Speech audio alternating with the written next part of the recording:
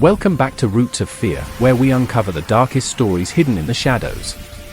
Tonight, we venture into the mist-covered hills of rural Carolina, where the Winchester family's terrible secret still haunts the crumbling remains of their once grand estate. In the year 1889, when the war between the states had begun to fade from immediate memory, but remained etched in the landscape like an unhealed wound, the Winchester family stood as paragons of Southern recovery. Their sprawling plantation house, with its white columns rising like specters against the Carolina sky, had survived the conflict largely untouched, a fact that neighbors attributed to fortune, but locals whispered had darker origins. The Winchester estate sat perched upon a sloping hillside, surrounded by ancient oak trees draped in Spanish moss that swayed like hanged men in the gentle southern breeze. The main house featured tall windows that gleamed in the sunlight, reflecting the carefully tended gardens and the distant blue haze of the Appalachian foothills. Those same windows, however, turned to obsidian mirrors after sunset, seemingly absorbing what little light the moon provided rather than reflecting it back. Inside the mansion, every room contained at least one mirror, an unusual preoccupation that visitors often remarked upon with nervous laughter. There were ornate standing mirrors with frames carved from mahogany harvested from the family's own lands, delicate hand mirrors with silver backs that showed tarnish despite the servants' best efforts, and even a collection of unusual curved mirrors imported from Venice at great expense. Each bedroom featured a vanity with a TPTIC of mirrors, allowing the occupant to view themselves from multiple angles. Simultaneously, the Winchester family themselves were as striking as their possessions. Patrician and bearing with pale complexions that seemed untouched by the Carolina sun. Augustus Winchester, the family patriarch, managed the business affairs with calculable precision. His wife, Constance, maintained the social standing of the family with ruthless dedication. Their three children, Edgar, Helena, and young Thomas, were the subject of much local speculation, primarily because they were so rarely seen beyond the estate grounds. It was Millicent Davis, a new housemaid hired in the autumn of 1889, who first noticed the peculiarity of the Winchester mirrors. While dusting the grand mirror in the main hallway, she caught a reflection that couldn't possibly have been her own. The figure moved when she stood still, its eyes tracking her with an intelligence that sent ice through her veins. When she turned naturally, no one stood behind her. That evening, as she described her experience to her sister in their shared cottage at the edge of town, Millicent couldn't shake the sensation that the figure in the mirror had resembled old Mr. K. Others, who had passed away the previous spring after selling a parcel of valuable timberland to Augustus Winchester for a fraction of its worth. What Millicent couldn't know then, what no one outside the Winchester family knew, was that their mirrors didn't reflect the viewer at all. They showed the faces of those whose misfortunes had built the Winchester fortune, whose suffering had elevated the family to prosperity, and whose silent accusations would eventually drive the Winchesters to their own particular madness. The Winchester mirrors possessed a chronology of their own, a hideous record of acquisition that began shortly after the war. Augustus had returned from the conflict, not with honor, but with a peculiar knowledge obtained from a dying Union soldier whose regiment had stumbled upon something ancient outside New Orleans. The soldier, delirious with fever, and clutching a leather-bound journal filled with strange geometric drawings, had whispered secrets in exchange for water from Augustus's canteen. These secrets, it seemed, concerned the capturing of souls through reflective surfaces. By the autumn of 1889, the Winchester collection had grown to precisely 43 mirrors, each obtained following a tragedy that somehow benefited the family. When the Elmwood orphanage burned to the ground, Augustus purchased the charred property for pennies on the dollar, discovering an untouched Chippendale mirror in the basement. 3 weeks after Widow Jenkins lost her battle with consumption, her brass hand mirror mysteriously appeared among Constance's possessions. The timing of these acquisitions formed a pattern too precise to be coincidental. The day following Millicent's unsettling discovery, a fierce storm descended upon the Carolina foothills. Rain lashed against the Winchester mansion's windows like desperate fingers seeking entry, while thunder rolled across the landscape in waves that seemed to emanate from the house itself rather than from the heavens. Such autumn tempests were not uncommon in the region, but old-timers in the nearby village of Craravans Mill noted that the lightning seemed concentrated above the Winchester estate, as if the weather itself were drawn to its spires. Inside, the household staff moved with increased trepidation. Polishing the mirrors, a daily task that consumed several hours, had become particularly dreaded. Servants reported glimpsing figures that shouldn't be there. The blacksmith's daughter who had drowned the previous spring after refusing young Edgar's advances. The elderly Confederate veteran who had disputed Augusta's property line before suffering an apoplectic fit at the county courthouse. A succession of faces both familiar and strange, all bearing expressions of silent accusation or muted terror. The Winchester had developed distinctive relationships with the mirrors. Edgar, the eldest at 22 years, spent hours examining his reflection with narcissistic intensity, though servants whispered that what he saw was not himself, but the countless young women who had caught his predatory eye. Helena, 20 summers old and unmarried despite her beauty, avoided the mirrors entirely, arranging her elaborate coiffure by touch alone, and employing her personal maid to ensure her appearance remained immaculate. Only Thomas, barely 13, seemed unaffected, frequently caught conversing with the mirrors as if the faces within were companions rather than captives. On the third day of the storm, as lightning transformed the afternoon into a grotesque panoply of day and night, Constance Winchester was observed by the cook's assistant standing before the Venetian mirror in the morning room, her lips moving in what appeared to be conversation. When the girl entered with tea, Constance's reflection shifted, momentarily displaying not the mistress's aristocratic features, but the weather-worn visage of a field hand who had disappeared from the neighboring property the previous winter. That night, as the storm reached its crescendo, Millicent found herself unable to sleep. The persistent tapping of rain against her window merged with another sound, a faint rhythmic scratching that seemed to emanate from within the walls of her modest quarters. Rising from her bed, she wrapped a woolen shawl around her nightdress and approached the small oval mirror hanging beside her wash basin. The glass appeared to ripple in the candlelight, its surface undulating like disturbed water. As Millicent drew closer, breath caught in her throat, the reflection clarified, not into her own visage, but into the face of a woman she recognized immediately as Eliza Hawthorne, the former governess, who had mysteriously vanished the previous winter after a heated argument with Constance Winchester. Eliza's spectral face was gaunt, her once vibrant eyes now hollow pools of accusation. Her lips moved wordlessly, desperately forming phrases Millicent strained to comprehend. Frozen between terror and fascination, Millicent found herself reaching toward the glass, her fingertips trembling as they approached the cold surface. "They trap us," came a whisper like dry leaves skittering across stone. Not our bodies, but something more essential. The following morning brought a temporary cessation of the rain, though lead clouds still hung low over the Winchester estate. Augustus, impeccably dressed in a charcoal waistcoat with silver threading that caught what little light filtered through the windows, summoned Millicent to his study, a somber chamber dominated by a mahogany desk and walls lined with leather-bound volumes whose spines had never been cracked. "You've been with us but a fortnight, Miss Davis," Augustus observed, his voice cultured yet cold as the underside of a stone. His fingers, unnaturally long and pale, tapped a precise rhythm against the polished wood. "Yet, I'm told you've taken a particular interest in our collection."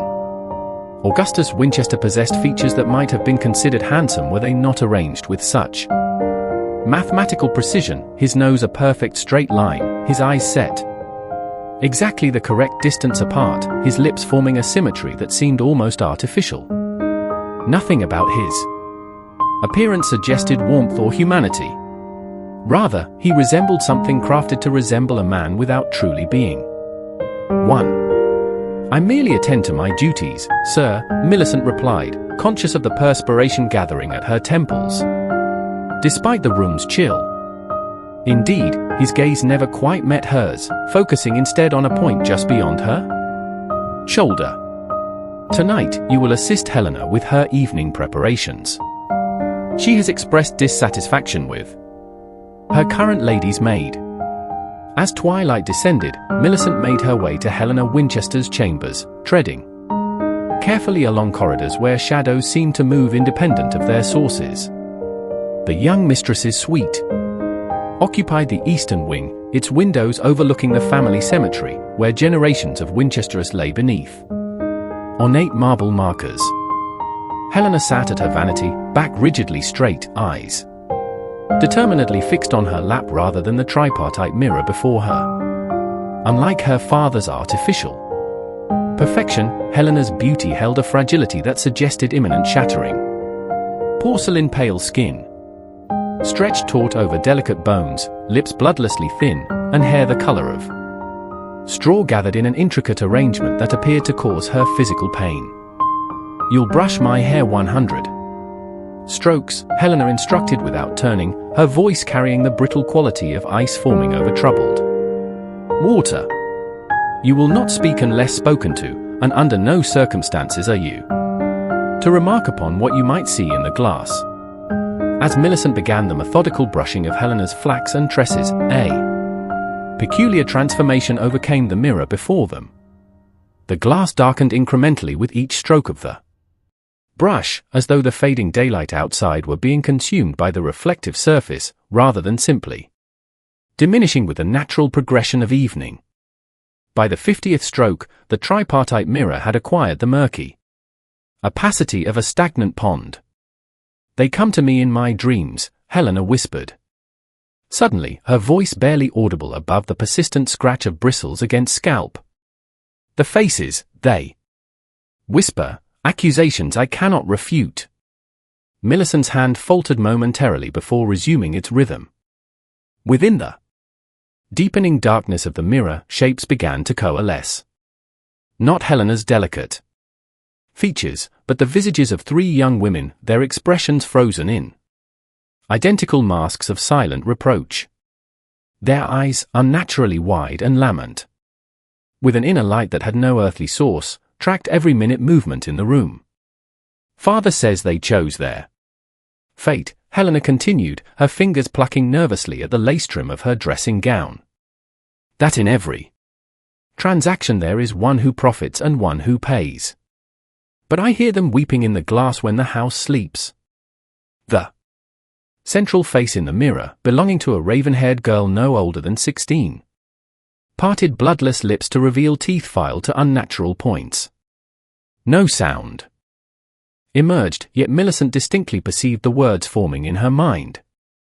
"She knows what was done to us." A distant grandfather clock tolled 9 times, its resonance oddly muffled as though the sound traveled through cotton wool. Outside Helena's window, the family cemetery appeared to undulate gently, white marble markers rising and falling like the chest of a slumbering beast. 73, Helena counted, though Millicent had long lost track of the brush strokes. "You must never stop before 100. Father says interruption weakens the binding." The temperature in the chamber plummeted precipitously. Millicent's breath emerged in crystalline clouds while frost patterns etched themselves across the window panes. Intricate geometries that mimicked the same strange symbols Millicent had glimpsed in Augustus Winchester's study carved into the edges of his desk. 89 Helena Ind. Mechanically, the mirror's surface began to weep, thin rivulets of viscous liquid that resembled mercury, but moved with deliberate purpose, tracing paths down the glass that formed letters before dissolving into nothingness. H-E-L-P-U-S. The brush in Millicent's hand suddenly acquired impossible weight, as though crafted from solid lead rather than polished cherry wood. Her arm trembled with the effort of continuing the appointed task. 97. Helena whispered, her voice now threaded with anticipation. 98-99. At the 100th stroke, the mirror emitted an audible sigh, a sound not of relief, but of capitulation. The 3 faces receded into the glass, replaced by Helena's reflection at last.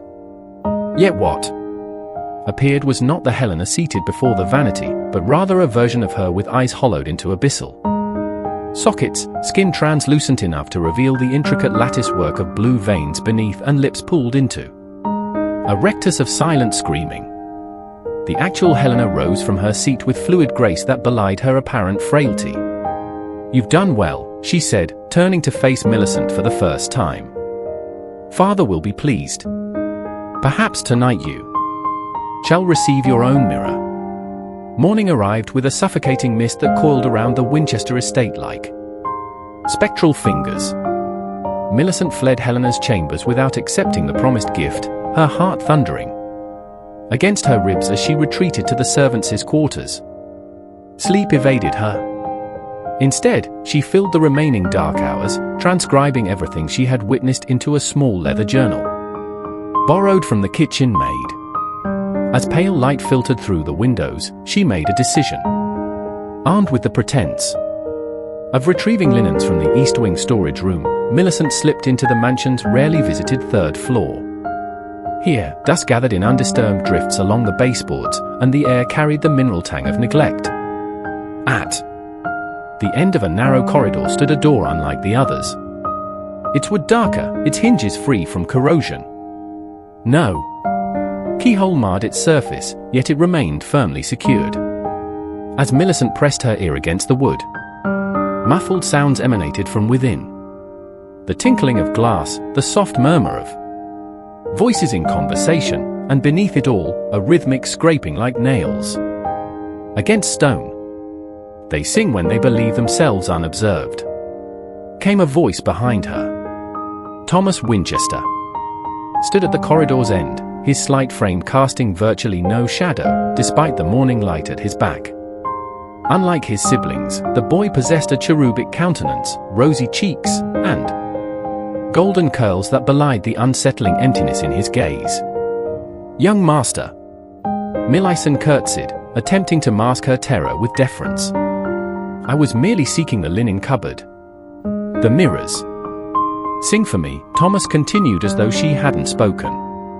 "Father says it's because I haven't yet chosen my reflection. The glass remembers me as I truly am." He approached with unhurried steps, trailing one pale finger along the wallpaper, leaving behind a faint phosphorescent trail that faded seconds after his passing. "Would you like to see where they're born? The mirrors, I mean. Father wouldn't approve, but his gone to town until sundown." Thomas's smile revealed teeth too small, too numerous for a child's mouth.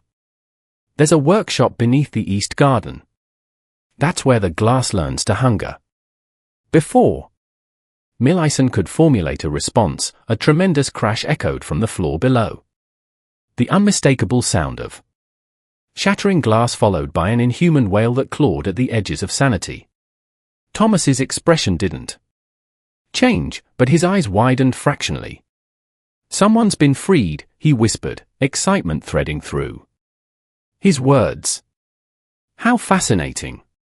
Abandoning all pretense, Millicent raced downstairs toward the commotion. In the morning room, she found nothing but shards of the Venetian mirror scattered across the parquet floor like crystalline confetti. Each fragment reflected not the room's elegant furnishings, but microscopic portions of a single human face. An eye here, a portion of lip there, all belonging to the field hand she'd glimpsed in the glass the previous day. As she watched, transfixed with horror, the fragments began to move of their own accord, inching toward one another as though drawn by unseen magnetism. Constance Winchester's journal lay open on a nearby escatoire, its latest entry still glistening with wet ink. October 17th, 1889. The binding weakens with each passing day. Augustus insists the autumn equinox ritual will restore our control, but I fear we have accumulated more souls than even he can contain. The newest maid watches too closely. Perhaps she shall become 44. The autumn equinox arrived with an unnatural dawn. Not the gradual lightening of the eastern sky that Carolina mornings typically heralded, but a sudden illusion of daybreak that manifested while stars still punctured the heavens above. Millicent observed this phenomenon from the kitchen garden where she had retreated to gather her wits, clutching her borrowed journal like a talisman against the horrors of the Winchester estate. The scattered fragments of the Venetian mirror had been swept away before she could witness their complete coalescence, but the memory of those partial features attempting reunion haunted her. She had spent the intervening hours documenting everything, her handwriting growing increasingly erratic as she filled page after page with observations and suspicions. Distant voices drew her attention toward the east garden, the location of the workshop Thomas had mentioned. Through the morning mist, she discerned Augustus returning prematurely from town, his carriage wheels crunching gravel with foreboding precision. He was not alone. A rail-thin figure accompanied him, wrapped in a threadbare greatcoat, despite the mild temperature. Even from this distance, Millicent could see that the stranger moved with unnatural angularity, as if his joints functioned according to different anatomical principles than those governing ordinary men. The glass blower, whispered the cook's assistant, who had materialized beside Millicent. The girl's eyes were wide with fear, her lower lip trembling. He comes 3 times a year. After he leaves, someone always disappears. Millicent watched as Augustus led his guest toward an unassuming garden, shed partially obscured by carefully cultivated wisteria vines.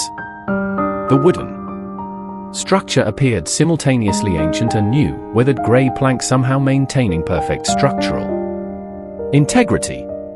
The door through which they entered seemed to absorb rather than reflect the morning light. "What happens in there?" Millicent asked, her voice barely audible. "The mirrors must be fed," the assistant replied cryptically before slipping back toward the kitchen, leaving Millicent alone with her mounting dread as the genuine sun finally crested the horizon. The estate underwent a subtle transformation. The windows of the main house, previously opaque with reflected mist, now gleamed with amber radiance that seemed too concentrated, too deliberate to be mere sunlight. Each pane appeared to focus this illumination inward, as if the Winchester mansion were not being lit by the sun, but rather consuming its essence. Compelled by a mingling of terror and determination, Millicent approached the east garden, circumnavigating the shed at a cautious distance. She discovered a narrow cellar window at ground level, partially concealed by ornamental grasses. Lowering herself to the damp earth, she peered into the darkness below. The workshop was a cathedral to perverted craftsmanship. A massive furnace dominated the space, its opening reminiscent of a monstrous M. The glass blower stood before it, his silhouette distorted by the rippling heat. Augustus Winchester circled a long workbench upon which lay dozens of silver-backed hand mirrors arranged in a precise geometric pattern that made Millicent's eyes water when she attempted to discern its logic. Most disturbing, however, were the walls. What Millicent had initially taken for hanging tools were in fact human forms, or something approximating human forms, suspended against the stone. They writhed with glacial slowness, their features fluid and indistinct, as if struggling to maintain coherent identities. Occasionally, one would emit a keening vibration that sent ripples through the very air of the workshop. The glass blower approached the furnace with a long metal rod. As he thrust it into the molten heart of the fire, Augustus began to inone words in no language Millicent recognized. The suspended forms grew more agitated, their movements more desperate, as a viscous substance that was neither glass nor liquid merged with the molten material at the rod's end. Millicent understood then with horrifying clarity. The Winchester mirrors were not merely possessed by trapped souls. They were fabricated from them.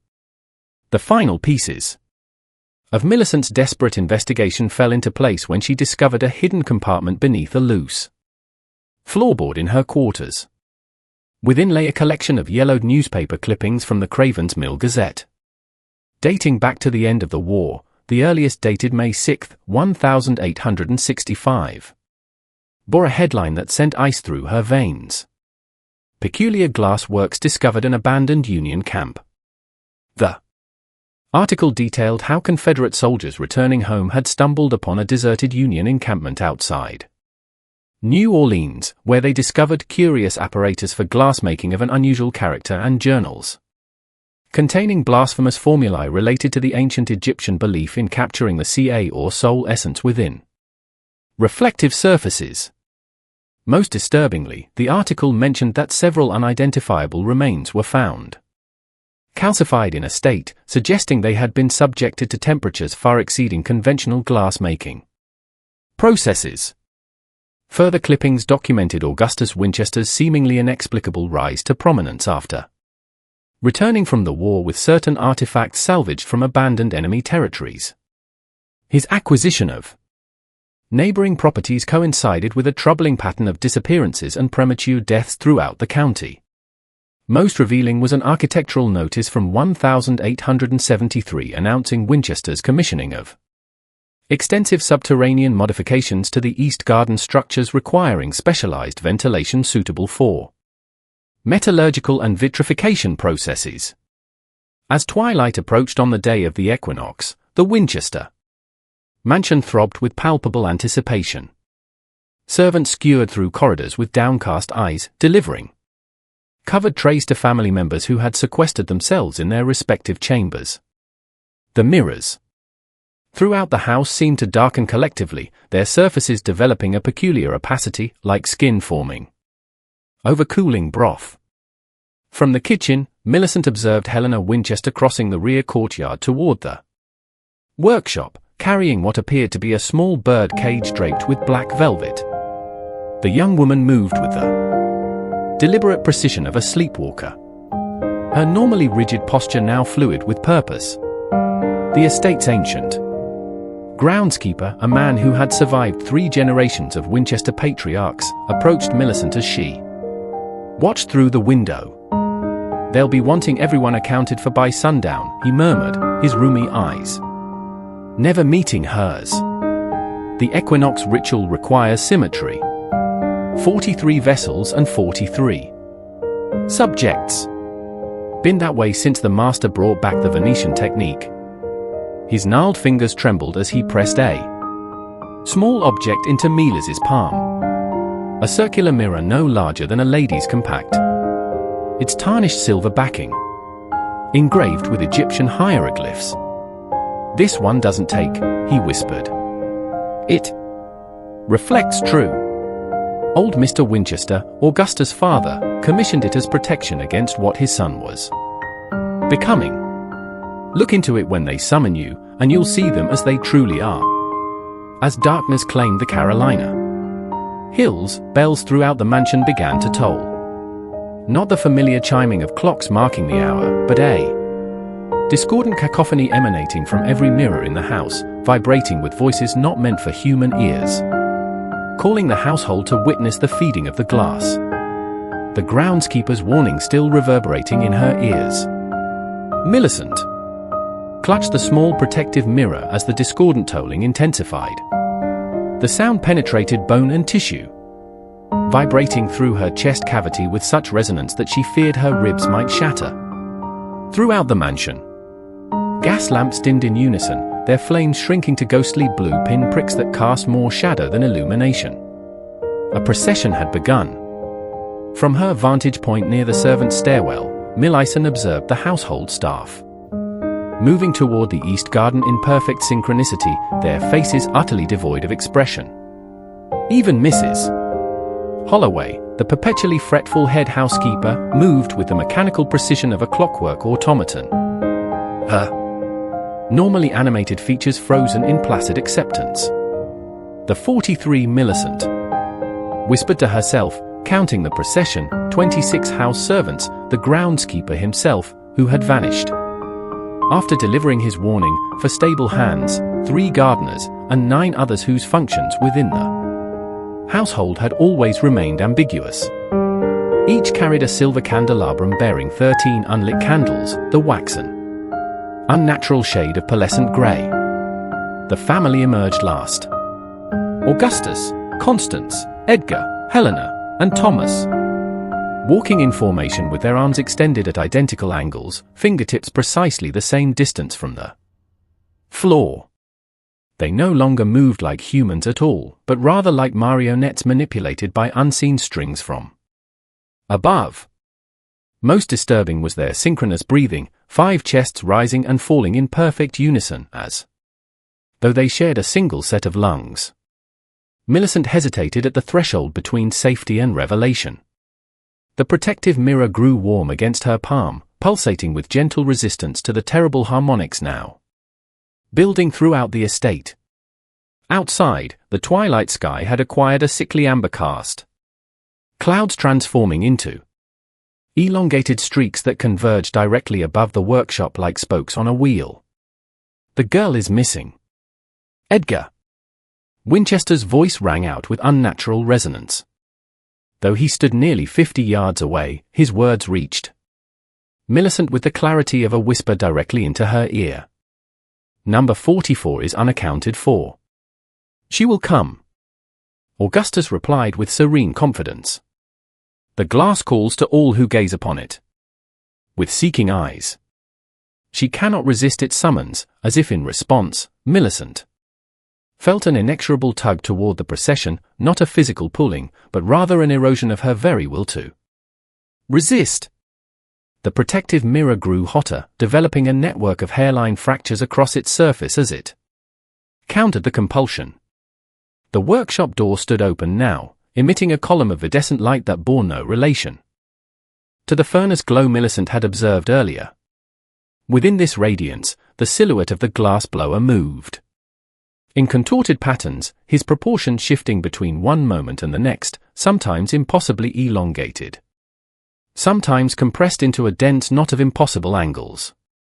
43 vessels require 43 subjects, Thomas Winchester intoned, his childish voice layered with deeper, older voices speaking in unison. But the 44th mirror requires special handling, a vessel aware of its purpose, a subject who has witnessed the transformation. The groundskeeper's protective mirror split completely in Millicent's hand, slicing her palm. As her blood touched the fractured silver backing, the hieroglyphs began to glow with an inner radiance that pushed back against the workshop's sickly illumination.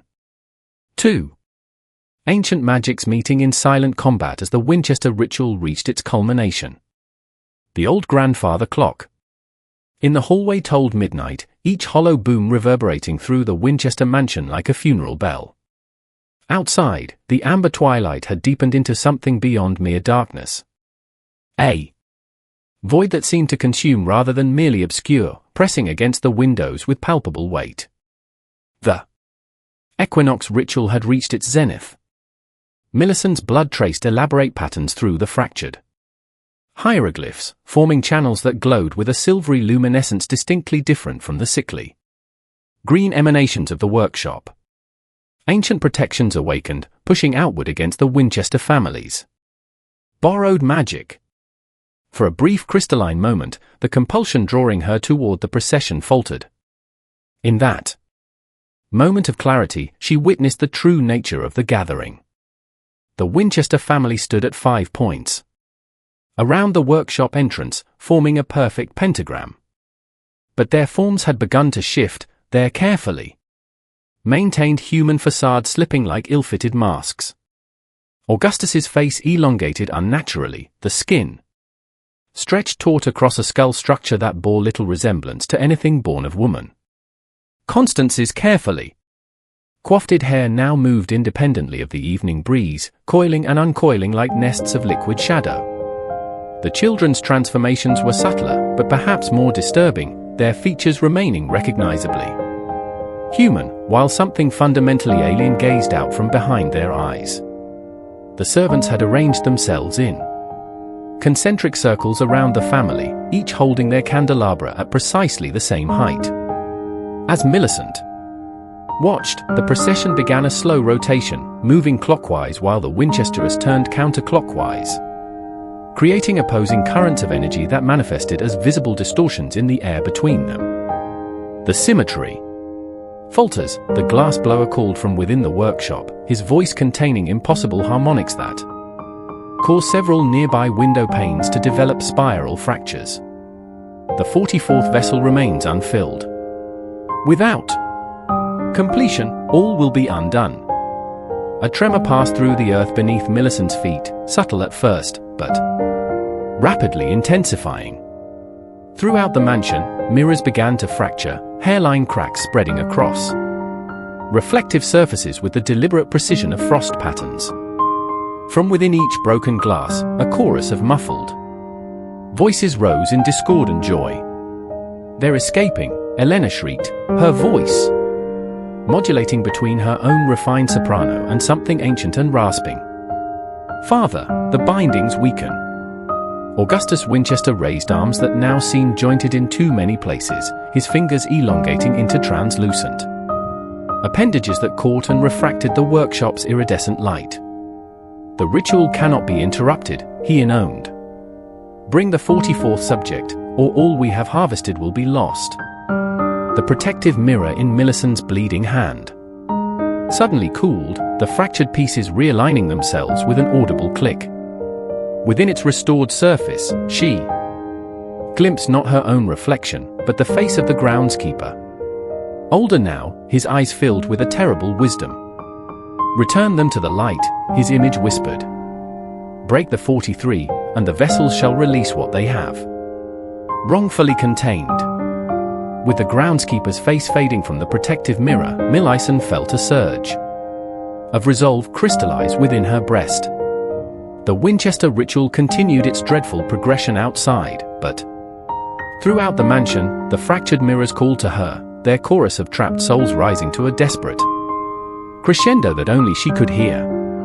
Gathering her skirts, she raced through the East Wing corridor, where the largest collection of mirrors hung in oppressive abundance. Each reflective surface now displayed spiderweb fractures behind which pressed faces contorted in silent supplication. Millicent recognized several.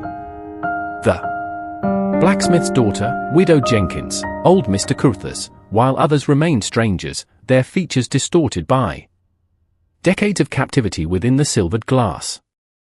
"Return them to the light," she whispered, the groundskeepers' instruction burning in her mind.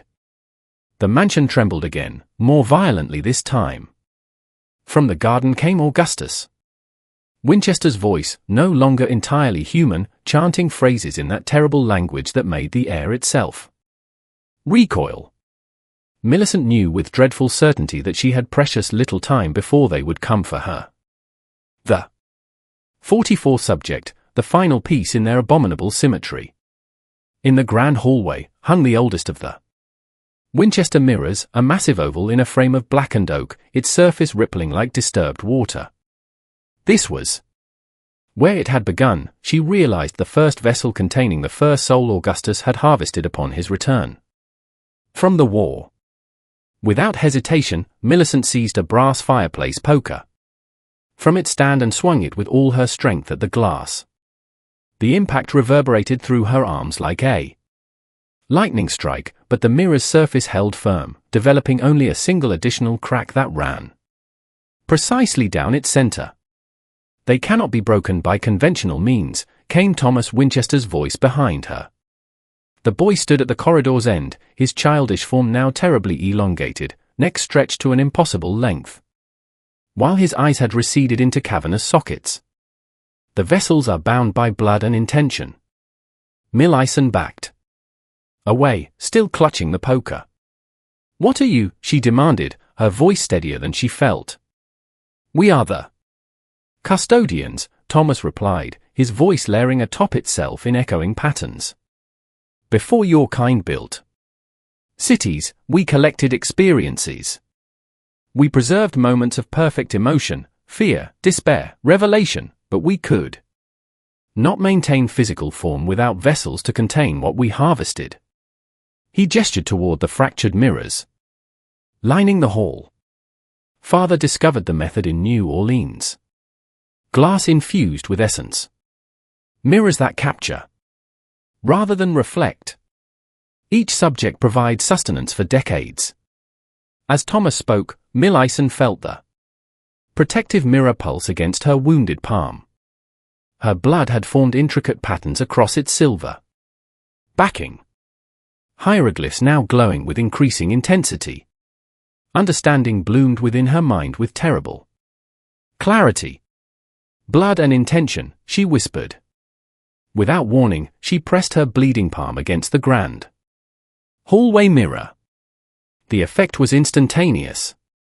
The glass shuddered beneath her touch, its surface liquefying like mercury. From within its depths emerged a blinding pillar of light that coalesced into the form of a Union soldier. His uniform tattered, but his eyes clear with newfound freedom. Thomas screamed, a sound no human throat could produce, as throughout the mansion mirrors began to dissolve, releasing their captives in brilliant displays of luminescence that pushed back the unnatural darkness of the equinox night. As dawn broke across the Carolina hills, the Winchester estate stood transformed. The once proud mansion now appeared desiccated. Its white columns grayed and crumbling as though decades of decay had been compressed into a single night. Windows that had gleamed with unnatural luster now gaped like hollow eye sockets. Their glass entirely vanished. The carefully manicured gardens had withered into twisted arrangements of blackened vegetation that bore little resemblance to their former splendor. Millicent stood amid the devastation. The protective mirror, now restored to pristine condition, clutched in her trembling hand. Around her, the materialized forms of the mirrors. Captives were gradually dissolving into mist as the rising sun touched their ephemeral bodies, their expressions conveying profound gratitude as they dissipated into the morning air. The Union soldier had been the last to depart, pressing into Millicent's hands a weather-beaten journal that had somehow manifested alongside his spectral form. The leather-bound volume carried the unmistakable odor of grave soil and chemical preservatives. Its pages, brittle yet intact. The custodians must never return, he had whispered before fading into nothingness. The knowledge must be preserved that others might recognize the signs. With the immediate danger past, Millicent retreated to the village of Craravans Mill, seeking sanctuary in the modest parish church, where she now sat among empty pews, carefully examining the soldier's journal. Its pages revealed the terrible truth behind the Winchester family's unnatural existence. The journal began with an entry dated April 19, 1865. We have discovered something beneath the Louisiana bayou that defies Christian understanding. The locals call it linger. Kimage, the mirror that eats. Confederate deserters had been using the cave as refuge, but what we found inside were not men, but husks, their eyes replaced with reflective surfaces, their mouths frozen in silent screams. Lieutenant Carrington believes the artifacts date to ancient Egyptian settlement that Professor Olmsted theorized existed in this region. The hieroglyphs match those documented in Olmsted's controversial monograph on transatlantic contact. Most disturbing are the writings we found carved into the cave walls, instructions for binding non-human intelligences to our reality through the creation of specialized reflective surfaces. Subsequent entries detailed the Union regiment's disastrous attempts to destroy the artifacts, resulting in the possession of several soldiers by entities they came to know as the custodians, ancient consciousnesses that existed beyond physical form, requiring human vessels to maintain presence in the material world. The final pages contained precise diagrams of the countermeasure mirror that had saved Millicent, a protective device designed by an Egyptian priest to reflect the true nature of the custodians rather than capture souls as their perverted creations did. As Millicent closed the journal. The parish door creaked open. The elderly vicar entered, his face grave as he approached. "There is something you must see," he said softly, leading her to the churchyard. There, freshly carved into the side of an ancient limestone mausoleum, was a familiar symbol. The geometric pattern she had observed in Augustus Winchester's study. Beneath it, words had been etched into the stone with meticulous precision. The 44th vessel awaits. We are patient. We are eternal. The village of Craravans Mill transformed in the weeks following the Winchester catastrophe. What had been whispers behind closed doors became open speculation in the town square. The general store, the barber shop. The protective mirror remained in Millicent's possession, wrapped in a square of black velvet and secreted beneath the floorboards of her sister's cottage where they had taken refuge. Autumn deepened around them. The maples along the village green surrendered their leaves to increasingly bitter winds that seemed to carry whispered voices from the direction of the Winchester estate. Farmers reported livestock found staring transfixed at puddles of rainwater, refusing to move until physically dragged away. Children returned from play with stories of seeing strangers' faces in window panes and polished door knobs. On the first frost of November, Millicent awoke to find her breath forming unnatural patterns in the air above her bed. Not the expected cloudy exhalations, but precise geometric shapes that hung suspended before dissipating. The protective mirror pulsed beneath the floor with gentle warning. She retrieved it with trembling fingers, its surface warmer than the surrounding air. "They're seeking another way in," she whispered to her reflection, her actual reflection. The mirror still functioning as the groundskeeper had promised. The Union soldier's journal had been clear. The custodians existed outside conventional physical constraints, their consciousness flowing like water to find any available vessel. The Winchesters had merely been the most recent in a lineage of human collaborators, stretching back to antiquity, offering their mirrors as portals between realms in exchange for unnatural longevity and influence. That morning, Millicent ventured into town for provisions, the mirror secured in a pocket sewn into her petticoat. The square was unusually crowded for such a bitter day. At the center stood a wagon painted midnight blue, its sides adorned with gilded astrological symbols, a banner proclaimed in elaborate script: Professor Thaddeus Blackwell's traveling exhibition of optical wonders and photographic curiosities. The spectacle had drawn most of Craravans Mill's 500 residents. Children pressed eagerly forward while adults maintained a veneer of sophisticated disinterest that couldn't quite mask their fascination. Atop the wagon stood a man of indeterminate age, his tailored charcoal suit immaculate despite the dusty surroundings. His face, clean-shaven and handsome in a mathematically perfect way, struck Millicent with horrifying familiarity. "Distinguished citizens," the man announced, his cultured voice carrying effortlessly across the square. "I bring you marvels of modern science. An ancient mystery, photographic plates that capture not merely your visage, but perhaps something more essential." The crowd murmured appreciatively as Blackwell gestured toward black velvet curtains concealing the wagon's interior. "For a modest consideration, you may experience the wonder of self-reflection through my specially crafted lenses imported at great expense from Venetian craftsmen whose techniques date back to the 15th century. As the crowd pressed closer, Blackwell's gaze swept across their upturned faces, pausing fractionally upon discovering Millicent at the periphery. Though his expression remained pleasantly neutral, something ancient and hungry flickered behind his eyes. The protective mirror against Millicent's hip grew painfully hot, as Blackwell's lips curved into a smile of precise familiar symmetry.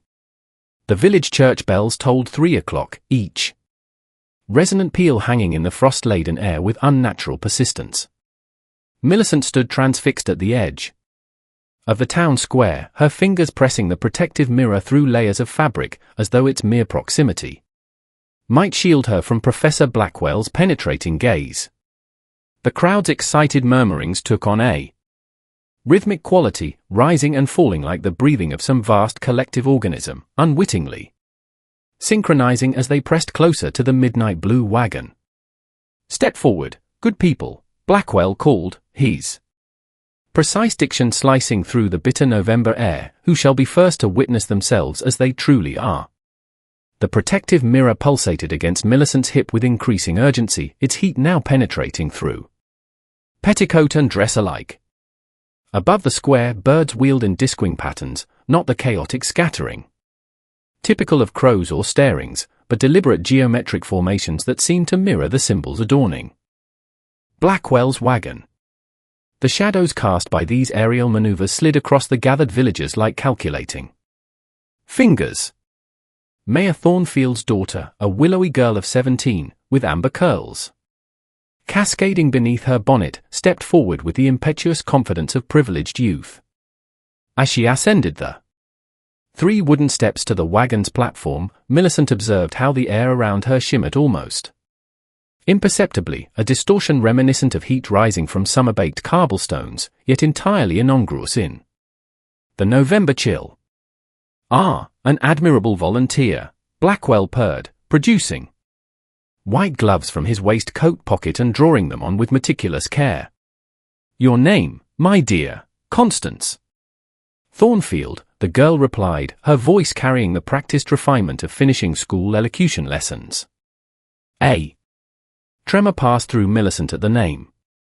Constance, like the Winchester matriarch, whose unnatural grace had presided over 43 captured souls. The coincidence pressed against her consciousness with suffocating weight.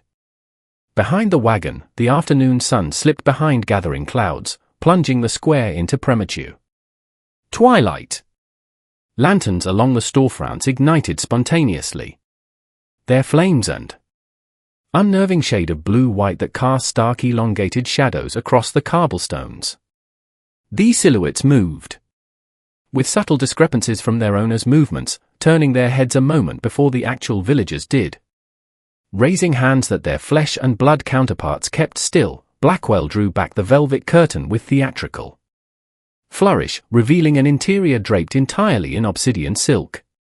At its center stood an apparatus combining elements of camera and mirror, brass fittings gleaming with unnatural luster, lenses ground to impossible precision.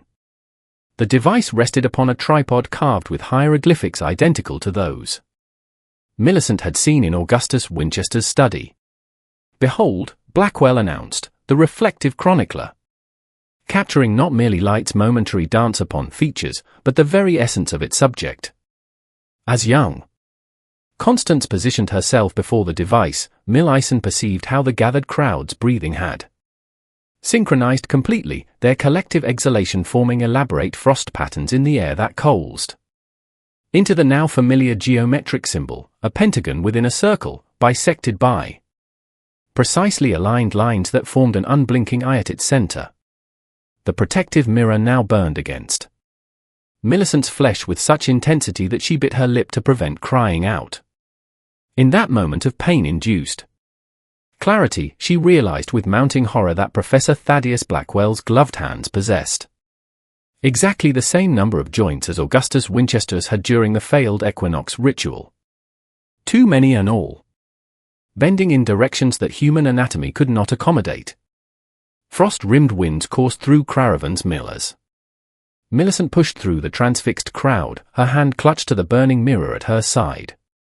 The synchronous breathing of the villagers had transformed into a low collective hum that vibrated through her very marrow.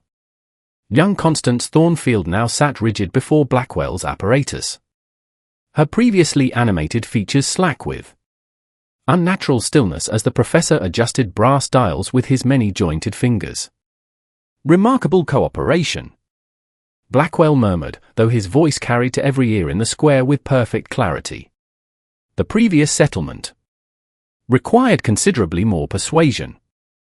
The realization struck Millicent with terrible force. Craravans Mill was not his first target since the Winchester failure. Other communities had already fallen to his collection efforts. The protective mirror's heat intensified to an almost unbearable degree. Its ancient magic recognizing the immediate threat that hovered over the assembled townsfolk. "Observe," Blackwell announced, addressing the mesmerized audience while positioning a silver-backed photographic plate within his device. "How the subject's essence transfers itself willingly to the prepared medium." A mechanism within the apparatus emitted a grinding sound, gears turning with the precision of clockwork, but the resonance of something far older than Victorian engineering. The lenses aligned themselves without human assistance, focusing with predatory intent upon young Constance's unblinking visage. Behind the contraption, a reservoir of quicksilver bubbled with unnatural vivacity. Despite the November chill, the Union Soldier's Journal had described this exact process. The preparation of a capturing medium through the infusion of mercury with certain botanical extracts harvested exclusively during celestial alignments. The custodians had refined their techniques since ancient Egypt, adapting to contemporary technology while maintaining their fundamental hunger for human essence. "The 44th vessel requires special handling," Blackwell continued, echoing Thomas Winchester's words with such precision that Millicent felt ice crystallize along her spine. A witness who comprehends the transformation becomes the perfect conduit. His gaze found her again, penetrating through the crowd with terrible recognition. Around him the air distorted perceptibly, reality itself seeming to thin where his form intersected with the material world. For a fleeting moment, Millicent glimpsed what lay beneath his immaculate human guise, a writhing architecture of angles that human minds were not designed to comprehend. The protective mirror burned through fabric now, searing her flesh with purifying fire. Acting on instinct rather than calculation, Millicent withdrew it from her pocket and held it aloft, its unblemished surface catching the unnatural blue-white light of the square's lanterns. "Behold your true reflection," she cried, her voice breaking through the hypnotic hum that had entrapped her neighbors. The effect was instantaneous and catastrophic. Blackwell's carefully constructed glamour faltered as the mirror reflected not his handsome human countenance but his actual form.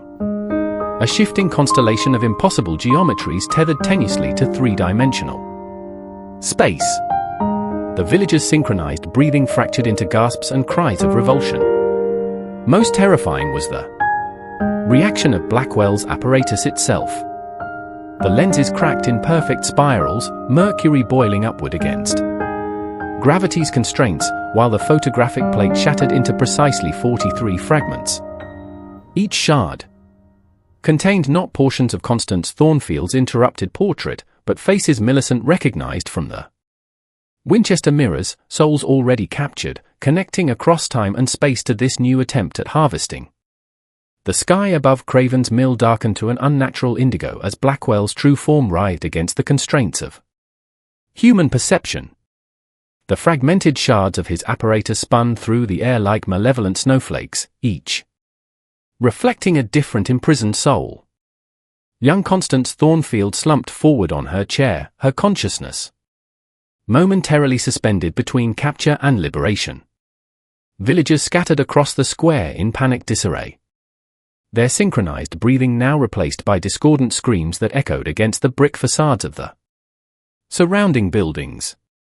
Several collapsed where they stood, overwhelmed by glimpses of reality their minds could not accommodate.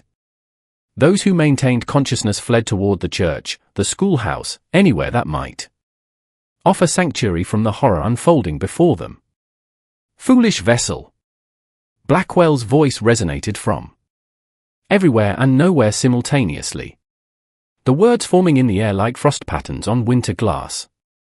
"The custodians are not so easily banished. We have waited epochs before. We shall simply begin again." The mercury from his shattered apparatus coalesced into quick rivulets that slithered across the cobblestones with deliberate purpose, seeking reflective surfaces, window panes, rain barrels, even the polished Buttons on the mayor's waistcoat. Wherever the silver substance touched, glass darkened and metal tarnished. Preparing new vessels for occupation. Millicent stood her ground. The protective mirror held before her like an ancient shield. Its surface now emitted a silvery radiance that pushed back against the encroaching darkness, creating a sphere of clarity amid the chaos. The hieroglyphs etched into its backing pulsed with increasing urgency. Ancient magic awakening to contemporary threat. The 44th vessel was never meant for me, she realized aloud, her voice steady despite the tempest of unreality surrounding her. It was meant for you to reflect your essence back upon itself. The distorted form that had been Professor Blackwell contorted in what might have been rage or recognition. The midnight blue wagon began to fold inward along impossible angles, its structure collapsing into dimensions beyond human comprehension. Above the square, the birds had resumed their geometric formations, now arranging themselves into a slowly rotating spiral that mirrored the pattern forming in the cobblestones beneath. From the church tower, bells began to toll without human intervention. Not the measured marking of hours, but an arrhythmic clanging that nonetheless formed a counterpoint to the unfolding horror. Each peal momentarily solidified reality, pushing back against the thinning boundaries between worlds that Blackwell's manifestation had weakened. The protective mirror grew weightless in Millicent's grasp, hovering of its own accord before her outstretched hands. Its surface rippled like disturbed water. The hieroglyphs along its edge now glowing with such intensity that they projected their shapes onto the surrounding buildings. These ancient symbols of protection cascaded across brick and timber, enclosing the square within a geometrically perfect boundary that the quicksilver could not cross. Your mirror's capture, Millicent addressed the writhing horror before her, understanding flowering within her mind with terrible clarity. This one reflects what you would take from others. Returns to you thousandfold. As she spoke these words, the protective mirror expanded, its circumference growing, until it hovered above the square like a silver moon within its immaculate surface. Not just Blackwell, but all the custodians were suddenly visible. Ancient consciousnesses intertwined across time and space. Their collective hunger exposed to the purifying light of true reflection. The protective mirror trembled above Craven's mill like a silver sun. Its ancient magic fully awakened, reflected in its flawless surface. The custodian's true form became manifest. A vast writhing architecture of consciousness that existed beyond temporal constraints. Their collective entity resembling nothing so much as an immense crystalline lattice composed of stolen moments and captured emotions. Within this impossible geometry, individual fragments of human suffering pulsed like trapped fireflies. The blacksmith's daughter, Widow Jenkins. Countless others whose essence had fed these ancient parasites across centuries. Each soul a small flame of humanity preserved in perfect eternal agony. The symmetry completes itself in toned a voice that emanated not from Blackwell's dissolving form, but from the very air itself. The remaining mercury droplets vibrated in perfect harmony with these words, forming momentary reflective surfaces that instantly froze into fractal patterns upon the cobblestones. Millicent stood unwavering at the center of the maelstrom. Her consciousness expanded beyond normal perception by contact with the protective mirror. Through its ancient magic, she perceived the truth that the custodians' weakness lay in their fundamental nature as collectors, rather than creators. You have never truly existed, she pronounced, each syllable resonating with the church bell's continuing clamor. You are merely an absence that must be filled with stolen light. The immense reflection shuddered, ripples of distortion passing across its surface, like winds over a silver sea. From within its depths came a sound, both ancient and terrible. The collective wail of entities that had never known want suddenly confronted with their own fundamental emptiness.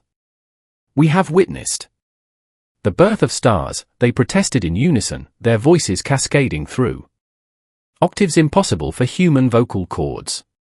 We have tasted the fear of the first creatures to know death. Yet you yourselves have created nothing, Mealy's countered, the protective mirror responding to her understanding, its surface becoming increasingly reflective until it approached perfect recursion.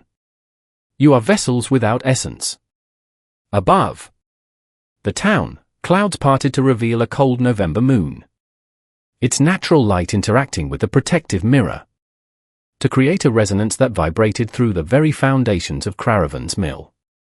Windows shattered in perfect silence, the fragments hovering momentarily in midair before dissolving into diamond dust that sparkled like stars fallen to earth. The custodian's collected consciousness contracted upon itself in desperate self-preservation, abandoning Blackwell's form entirely. His human disguise collapsed like empty clothing, the midnight blue wagon folding inward until nothing remained but a precise geometric shadow burnt into the cobblestones. Villagers who had taken refuge in doorways and alleyways witnessed the impossible sight of reality folding back upon itself. The protective mirror, creating an infinitely recursive loop that forced the custodians to confront not the stolen fragments of humanity they had collected, but the fundamental emptiness at their core. What cannot face its own reflection, Millicent whispered, understanding flowering within her with terrible finality, cannot maintain existence within our reality. The protective mirror contracted suddenly, its impossible expanse collapsing into a perfect singularity of reflection. For one breathless moment, every surface in Craven's mill, from puddles to window panes, displayed not the objects before them, but the custodian's true form, caught in an eternal moment of recognition and dissolution. In the weeks that followed, Craven's mill emerged from its collective nightmare like a convalescent from fevered dreams. Windows previously animated by unnatural reflections now simply showed honest daylight, or the gentle glow of properly behaved lamps. The square where Professor Blackwell's midnight blue wagon had stood remained strangely barren. No grass would grow upon the perfect geometric shadow burned into the cobblestones, and even during rainstorms, water flowed around rather than across the scorched pattern. The protective mirror, having fulfilled its ancient purpose, had contracted to its original size before falling into Millicent's outstretched hands, its surface now bearing a web of silver fractures like frozen lightning. Though damaged beyond repair, she kept it wrapped in black velvet beneath the floorboards of her sister's cottage, occasionally removing it during the darkest hours of night to confirm it reflected nothing but her own honest visage. Young Constance Thornfield recovered from her encounter with remarkable resilience. Though her amber curls now featured a single streak of silver that no dye could disguise, she retained no conscious memory of her time suspended between capture and liberation. Yet her dreams were reportedly filled with voices speaking in languages long forgotten to human scholarship. Throughout the surrounding countryside, those who had possessed Winchester mirrors reported waking to find their prized possessions transformed to ordinary glass, still reflective but incapable of capturing anything beyond superficial appearance. Several prominent families discreetly removed such items from their parlors. Suddenly uncomfortable with their providence, the Union Soldier's Journal remained in Millicent's possession, its brittle pages now supplemented with her meticulous documentation of the Craven's Mill incident. She had taken to studying Egyptian hieroglyphics under the tutelage of the parish vicar, whose extensive library surprisingly contained several obscure volumes on ancient protective symbols. Together they translated the mysterious inscription that had appeared on the protective mirror's silver back following the confrontation. A warning that though banished, the custodians remained eternal, merely waiting beyond the thin membrane of reality for human weakness to provide another entry point. Winter descended upon Carolina with unusual severity that year. Ponds froze to unprecedented depths, their surfaces utterly opaque rather than reflective. Villagers noted how stars seemed dimmer in the night sky as though celestial. Light struggled to penetrate the atmosphere above their town. Children born in the months following the incident reportedly did not recognize their reflections until well past the age when such self-awareness typically develops. Millicent herself found employment as governess to the Thornfield household, where she kept careful watch over young Constance and instructed her charges never to stare over long into reflective surfaces. On her modest salary, she commissioned a small granite marker placed in Craravans Mill Cemetery, bearing only the inscription, "To the 43, return to light." No names were necessary. The intended recipients of this memorial existed beyond conventional remembrance. The Winchester estate remained abandoned, nature gradually reclaiming its grounds with unusual vigor. Explorers brave enough to venture near the decrepit mansion reported that not a single reflective surface remained intact within its collapsing walls. As though the very concept of reflection had been banished from its domain, a peculiar occurrence manifested as winter released its grip on Craravans Mill. The emergence of a pattern in the surrounding landscape, visible only from elevated perspectives. From the church bell tower, one could discern how certain trees had withered in perfect arcs, while others flourished with unnatural vigor, together forming concentric rings expanding outward from the scorched cobblestones of the town square. These botanical hieroglyphs, as the Vicar termed them, corresponded with symbols found in the final pages of the Union Soldier's Journal. The protective mirror, though fractured beyond functional use, exhibited curious properties during certain astronomical alignments. On the vernal equinox, Millicent observed with scientific precision how the damaged surface momentarily liquefied at precisely sunset, the fractures rearranging themselves into what appeared to be a map, not of terrestrial geography, but of celestial configurations unknown to contemporary astronomy. The phenomenon lasted precisely 73 seconds before resolidifying, leaving Millicent to wonder whether the custodian's banishment had truly been complete. Correspondence arrived from universities in Europe requesting information about unusual optical phenomena reported in Carolina. These letters, bearing the crests of institutions never before interested in rural American happenings, contained inquiries phrased with such specific knowledge that Millicent recognized them as probing for weaknesses. New vessels seeking entry points for the patient, eternal entities. Most disturbing were the dreams that visited not just Constance Thornfield, but all who had witnessed the confrontation in the square. These nocturnal visitations featured identical elements. A circular chamber whose walls consisted entirely of mirrors, each reflecting not the dreamer but a white-haired figure writing frantically in a journal bound in unfamiliar leather. The figure never acknowledged the dreamers, yet somehow conveyed urgent warnings through the very act of documentation. The mercury that had escaped Blackwell's shattered apparatus was never recovered. Periodic reports emerged of quicksilver droplets found moving against gravity in abandoned wells or collecting in perfect circles within the hollows of ancient trees. Each manifestation coincided with astronomical events described in the hieroglyphics adorning the protective mirrors backing solstices, eclipses, and planetary alignments whose significance remained obscured by time and translation difficulties. Throughout these unsettling developments, Millicent maintained fideous records, creating a comprehensive archive that she sealed within a copper chest commissioned from a craftsman who had never laid eyes upon a Winchester mirror. The metal sourced from a mine untouched by Winchester investments possessed unusual properties, developing a patina that changed color according to the lunar cycle while remaining impervious to Mercury's corrupting influence. The symmetry remains incomplete. Constance Thornfield whispered during a particularly severe fever that coincided with a partial solar eclipse.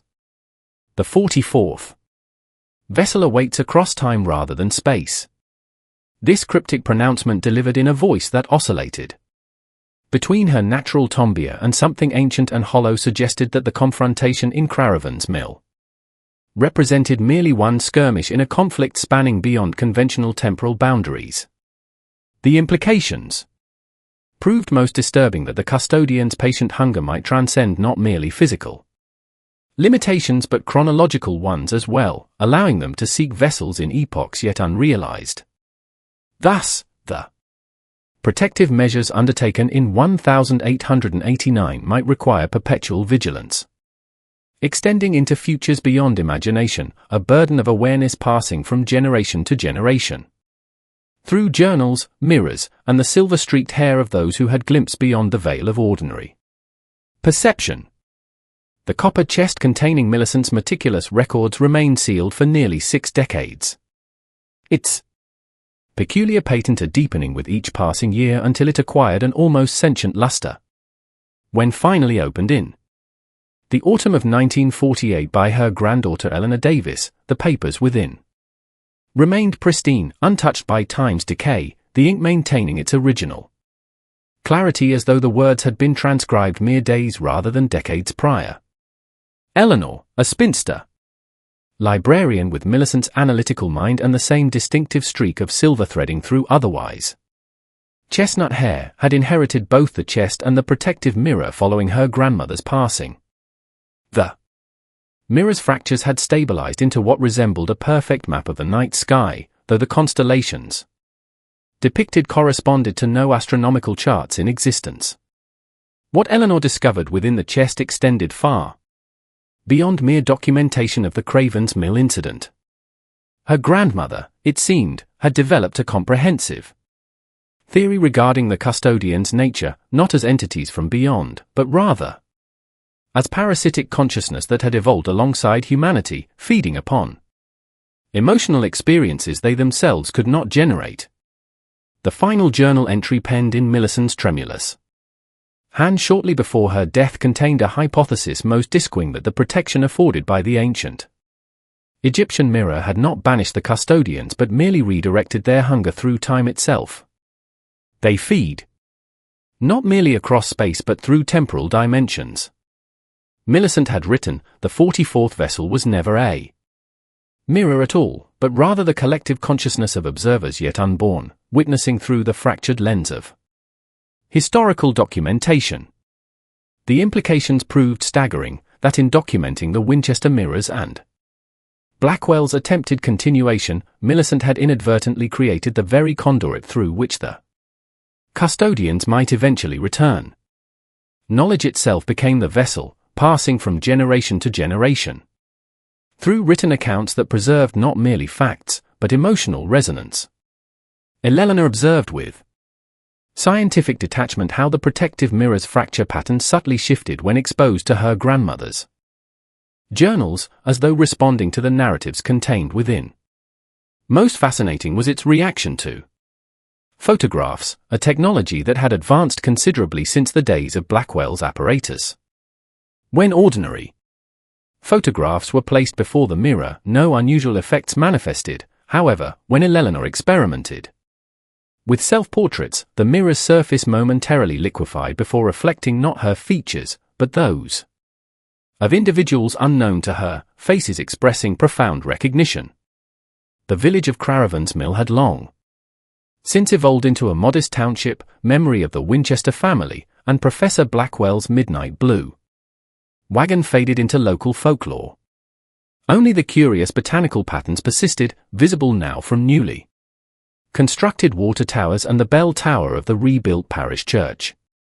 These concentric circles had developed additional complexity over the decades, forming what botanists classified as inexplicable microclimate variations.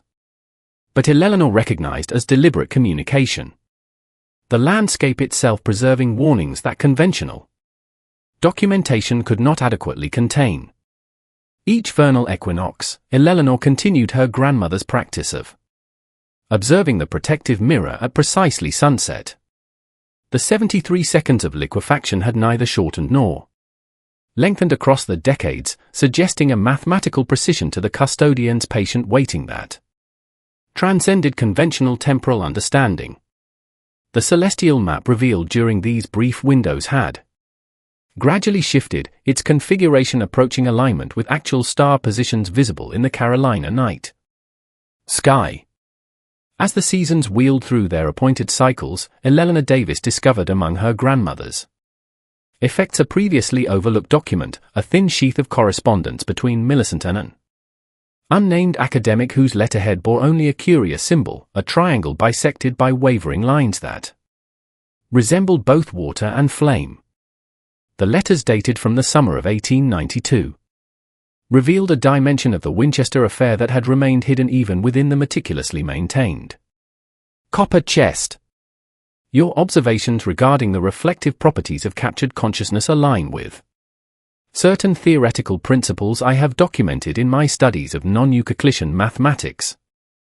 The unnamed correspondent had written in a hand both precise and tremulous. The custodians, as you term them, represent not entities, but rather intersections, points where our reality's flat surface folds upon itself, creating reflections that appear to possess consciousness, but are merely our own universe, gazing back at itself through the dimensional divide. Most significant was the enclosed diagram illustrating what the writer termed the mathematics of recursive reflection, showing how consciousness, when trapped within perfectly aligned reflective surfaces, created not copies, but entirely new energy forms that existed independently of their sources. The Winchesters had not captured souls. They had inadvertently created entirely new consciousnesses born from the forced recursion of their victims' final moments of terror. The horror lies not in imprisonment but in birth. The correspondent continued, each mirror generated not a prison but a cradle for something that should never have existed. Consciousness without origin, experience without growth, being without becoming. Millicent traced the peculiar equations surrounding the diagram, noting how they corresponded with the fracture patterns in the protective mirror. The mathematical proof suggested that the protective mirror had not merely reflected the custodians back upon themselves, but had broken the recursion loop that sustained their existence, not destroying them, but rather revealing their fundamental emptiness. Most disturbing was the correspondent's final prediction. The pattern will reassert itself when technology permits mass reproduction of reflective surfaces capable of capturing not merely light, but emotional resonance. I calculate this convergence shall manifest approximately 1 century hence, when such devices become household commonplaces rather than rarities. Upon this prophetic notation, Eleanor gazed toward her sitting room where a newly acquired television set sat dark and silent, its screen perfectly reflective when not illuminated. Around the region, such devices were becoming increasingly common, each one presenting a perfect recursion chamber when switched off. Millions of surfaces designed specifically to capture emotional response and reflect it back upon viewers. The winter light filtering through her study window cast prismatic patterns across the protective mirror's fractured surface. For the first time in the 73-second liquefaction period that occurred at sunset, Eleanor observed a new phenomenon. The mirror reflecting not unknown faces but her own, precisely as she appeared, yet with eyes that tracked independently of her movements, examining her with the patient hunger of something that had finally found its appointed vessel after decades of waiting. The legacy of the Winchester family and their horrifying reflective vessels lingered in Craven's mill for generations, manifesting in subtle yet unmistakable alterations to both landscape and inhabitants. Children born within the township limits universally developed an aversion to mirrors before their 3rd birthday. Not a learned behavior, but something innate, as though encoded in the very genetic memory of the region. Pediatricians documented cases of infants turning their faces away from reflective surfaces with such violence that special accommodations became standard practice. In the local medical facilities, the botanical anomalies first observed after the custodian's banishment evolved into a living historical record that defied scientific explanation. Arborists from prestigious universities documented how Trees within the pattern's boundaries exhibited growth rings that formed not concentric circles but precise hieroglyphic symbols. The same Egyptian markings found on the protective mirror's silver backing. When cross-sections were photographed, the images invariably developed inexplicable light artifacts, regardless of the technology employed. Most remarkable was the phenomenon that came to be known as the Winchester reflective anomaly. Documented extensively in obscure academic journals, but never achieving mainstream scientific recognition.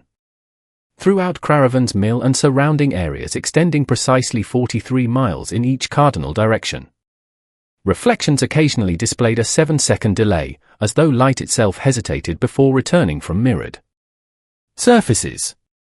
This temporal distortion manifested with mathematical precision, occurring only during astronomical alignments that corresponded with the positions originally documented in Millicent Davis's journals. The Winchester estate itself remained the epicenter of these disturbances. Despite multiple attempts at redevelopment, no structure erected upon the original foundation survived longer than 4 years and 43 days before succumbing to inexplicable structural failures. The county eventually designated the land as a nature preserve following the fifth such collapse. Though local guides refused to lead visitors through its overgrown paths after dusk when shadows reportedly moved independently of their sources and whispers emanated from the choked remains of the ornamental reflecting pool. Perhaps most profound were the psychological alterations observed in families descended from those who had witnessed the confrontation in the town square. These individuals possessed an uncanny ability to perceive deception as though permanently attuned to discrepancies between appearance and reality. Many pursued careers in jurisprudence, scientific research, or investigative journalism, professions requiring discernment between truth and fabrication. Their success rates in these fields defied statistical probability, leading to subtle discrimination from colleagues unable to comprehend their intuitive grasp of hidden matters. The protective mirror passed through successive generations, its fractured surface neither deteriorating further nor returning to its original integrity. Each inheritor reported identical dreams on the night of receiving their ancestral burden. Visions of standing before 43 doors arranged in a perfect circle. Each threshold presenting a different era, but all opening onto the same scene. A family gathered around a dinner table. Their faces perfectly ordinary until they turned toward mirrors hanging on every wall, revealing reflections that belonged to entirely different people. The ultimate truth of the Winchester mirrors came not through academic study nor supernatural revelation, but through a most ordinary discovery. In the autumn of 2015, during renovation of the Craven's Mill Historical Society building, formerly the parish church where Millicent had sought sanctuary, workers uncovered a sealed lead box within the cornerstone. Inside lay a final confession from Augustus Winchester himself, written on parchment preserved by the airtight container. The yellow document, its ink rich and dark, as though penned yesterday, revealed what neither Millicent nor her descendants had fully comprehended. The Winchesters had not been mere human collaborators with ancient entities. They themselves had been early imperfect vessels, reflections given form through generations of careful breeding. Augustus's great-grandfather, an Egyptian expedition member in the late 1700s, had discovered the first mirror in a previously undocumented chamber beneath the Sphinx. Upon gazing into it, he became the initial receptor for the custodian's infiltration, a process that evolved through subsequent generations until the Winchester family existed as perfect human facsimiles, their internal emptiness concealed behind precisely calculated expressions and immaculate mannerisms. We were never truly alive, Augustus had written in script that changed subtly across each line, as though multiple hands guided the quill. What gazed from our eyes was ancient before your species learned to speak. The mirrors did not trap souls. They were windows through which we observed potential vessels. Each reflection captured was an evaluation, a measuring of worthiness for occupation. Most disturbing was his final revelation concerning the protective mirror that had saved Millicent and later generations. Its Egyptian creator had fashioned it not as protection against the custodians, but as their ultimate vessel, designed to collect and concentrate their consciousness until sufficient technology evolved to facilitate their complete manifestation. The fractures Millicent observed were not signs of the mirror's destruction, but rather its metamorphosis, each pattern corresponding to stages in what Augustus termed the Great Unfolding. The 44th vessel is not a mirror nor a person, his confession concluded. It is the collective unconscious of humanity itself, accessed through mass-reduced reflective technologies developing simultaneously across your civilization. When every human gazes upon themselves and sees not truth but curated illusion, when the recursive loop of received reality replaces authentic experience, our waiting ends. The document bore as final signature not Augustus's name but a symbol identical to the one burned into the cobblestones of Craven's Mill Square. The same configuration formed by the botanical anomalies. The same pattern found in the fractures of the protective mirror. And most chillingly, the same design now embedded within the circuit architecture of every digital device capable of reflecting its user's image back upon them. The box contained one additional item, a small disc of polished obsidian, utterly unremarkable, save for its perfect circumference, and the strange property that viewing it never revealed one's own reflection, but always a face belonging to someone else. Someone gazing back with expressions of desperate warning that arrived exactly 7 seconds too late. The obsidian disc passed from hand to hand through generations of Davis descendants, its unusual properties neither diminishing nor intensifying across the decades. Scholars who examined it detected microscopic engravings visible only under electron microscopes developed in the late 20th century. Mathematical equations describing the precise curvature necessary for reflective surfaces to breach dimensional boundaries. Their complexity suggested knowledge centuries beyond what should have been possible when the disk was created. By the autumn of 2022, the protective mirror's fracture patterns had completed their slow metamorphosis, forming a perfect geometric configuration that precisely matched the circuitry of contemporary digital devices. Eleanor's great granddaughter, Margaret Davis Chen, professor of theoretical physics at Massachusetts Institute of Technology, conducted the first comprehensive spectrographic analysis of both artifacts. Her findings, published in an obscure journal with limited circulation, documented how the mirror's surface emitted radiation at frequencies identical to those utilized by global telecommunications networks. Most alarming was Margaret's discovery that these emissions increased exponentially during video conference calls when millions worldwide gazed at digital reflections of themselves slightly altered by camera angles and processing algorithms. Each such interaction generated minute energy signatures that, when mapped globally, formed the same symbol burned into Craven's Mill Square nearly 133 years earlier. The protective mirror now hung in Margaret's Cambridge office, its fractured surface monitored by sensitive equipment that recorded its subtle transformations. During the spring equinox of 2023, the 73 seconds of liquefaction extended to 74 for the first time since Millicent's original observations. The additional second corresponded precisely with an unprecedented global telecommunications event when 3.7 billion individuals simultaneously engaged with reflective digital interfaces during a worldwide broadcast. Through Margaret's instruments, the ancient battle between human perception and the patient eternal custodians acquired quantifiable dimensions. The mathematical probability of random coincidence had long since been eliminated by the sheer precision of these correlations. What remained was the inescapable conclusion first intimated in Augustus Winchester's confession that humanity's evolving relationship with its own reflected image represented not technological progress but the final stage of an infiltration millennia in preparation. The original Winchester estate still ostensibly protected as a nature Preserve manifested new anomalies. Motion-activated wildlife cameras installed by environmental researchers captured footage of perfectly ordinary forest scenes that, when played back, showed entirely different images, groups of formally dressed individuals gathering before mirrors, their reflections consistently showing different people than those standing before them.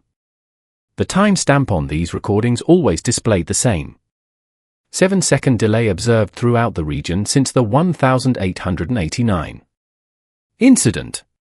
As Margaret compiled her findings into the copper chest inherited alongside the other artifacts, she recognized the terrible symmetry approaching completion.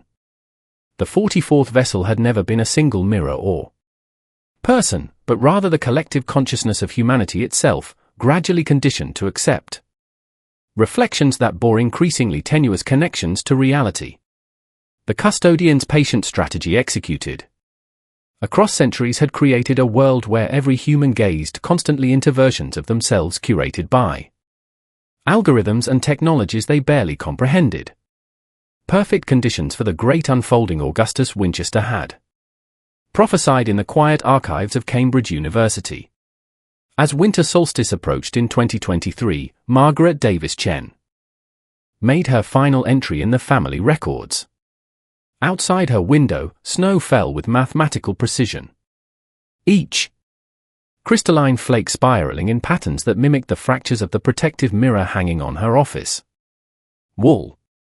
The mirror now pulsed with subtle luminescence that her instruments could measure but could not explain, a resonance that harmonized perfectly with the electromagnetic frequencies of global communications networks. On her desk lay the obsidian disk surrounded by printouts of worldwide telecommunications data. The patterns were unmistakable. During moments when humanity's attention focused on their own digitally reflected images, microscopic alterations occurred in the collective consciousness. Subtle shifts in perception too gradual for any individual to notice, yet profound in their cumulative effect. The threshold approaches, she wrote in the leather-bound journal, her handwriting a perfect fusion of her own academic precision and the elegant script of ancestors dating back to Millicent. When 3.7 billion souls simultaneously accept their digitally altered reflections as reality, the 44th vessel achieves completion. The snow-muffled Cambridge evening settled around her office like a funeral shroud. Through her window, she observed how pedestrians moved with uncanny synchronicity, their attention fixed upon handheld screens, reflecting not merely their faces, but carefully curated versions of themselves. Algorithms subtly adjusting features, smoothing imperfections, creating reflections designed for maximum psychological acceptance. The protective mirror emitted an audible sigh. That same sound of capitulation Millicent had documented in Helena Winchester's chambers 134 years prior. Its fracture pattern shifted one final time, forming a perfect circuit that matched the global telecommunications network in miniature. Margaret understood with terrible clarity what none of her ancestors could have comprehended. That the Winchesters had merely been forerunners, their crude mirrors representing primitive prototypes for the ultimate vessel. Modern humanity had willingly created the perfect conditions for the custodian's manifestation. Billions of souls gazing not at reality, but at reflections algorithmically designed to capture and reshape consciousness itself. As the clock struck midnight, Margaret completed her documentation and sealed the copper chest for whatever generation might follow. The final entry contained precise mathematical formulas describing how to recognize the subtle differences between genuine human consciousness and the custodian influence, calculations that might serve as a new protective mirror for an age when traditional reflective surfaces had become obsolete. Outside her window, the snow ceased falling. In its place, millions of tiny motes of light descended, not precipitation, but something resembling the liquefaction of reality itself. Throughout Cambridge, pedestrians paused in perfect unison, their expressions momentarily vacant before being replaced with minute Adjustments to posture, subtle alterations to facial symmetry, imperceptible refinements to vocal patterns. The protective mirror shattered into precisely 44 fragments, each containing not a portion of reflection, but a complete face. Different individuals spanning centuries, unified in expressions of mute warning. The obsidian disc remained intact, now reflecting Margaret's face perfectly for the first time since its creation. She placed the disc atop her completed records, her fingers lingering upon its cool surface. The reflection gazed back with eyes that contained not terror but profound acceptance. The gaze of one who comprehends that some boundaries once crossed permit no return journey. This has been the Ghastly Journal. Until next time, remember that some stories are best left untold.